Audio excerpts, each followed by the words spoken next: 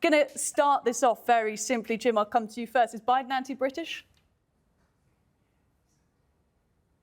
Well, if he's not, he's not exactly showing his true colours. I'm very disappointed that he's not going to the coronation.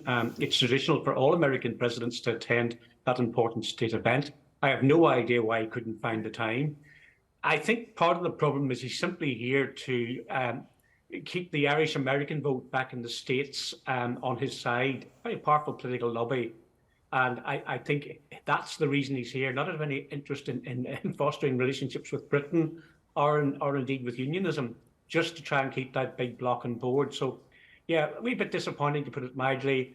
And I think he's knocked Anglo-American relations back a good few years. Just pushing you back a little bit on that argument there, Jim, because I hear the Irish-American vote is what he's garnering, but is it really all that powerful? Is it worth potentially losing friends in Britain, as the accusations were made today, in order to get that re-election chance in 2024 with Irish-Americans? It is if you're a Democrat, because all the history has shown that the overwhelming majority of those who identify as Irish, be it fourth, fifth generation detached, are Democrat supporters. So therefore, as Obama did when he came over to Ireland 8 years ago, it is very much focused on the home market rather than anything that's going on in the UK. I still think he should have found time to come to the coronation. I think that's a retrograde step. But he actually only visited Northern Ireland for less than 20 hours. He came in, stayed overnight, opened the new University of Ulster, and then went straight to the Irish Republic.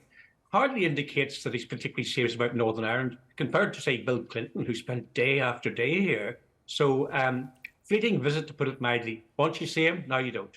I mean, it was about 15 hours. Somebody said half of that he was sleeping, but it sounds quite like a lot of official visits you hear from world leaders. Neil, coming to you now with that same very basic question, is Biden anti-British? Absolutely not. And I think it's a ridiculous and, to be honest, very precious charge. You know, at the end of the day, the US-British relationship is as strong now as it's ever been.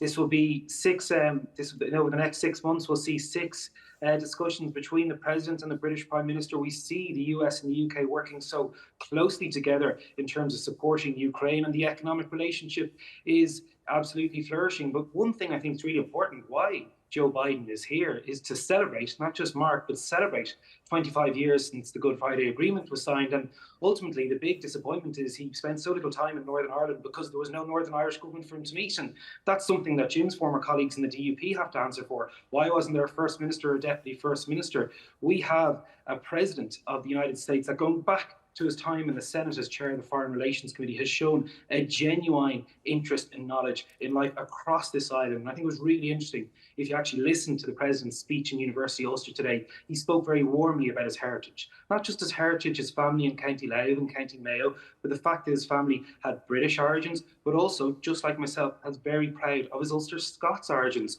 So I think the notion that all of a sudden Joe Biden is anti-British, that the special relationship is off the cards, I think it's absolutely farcical, and the person who made it was probably just trying to sell a few newspapers.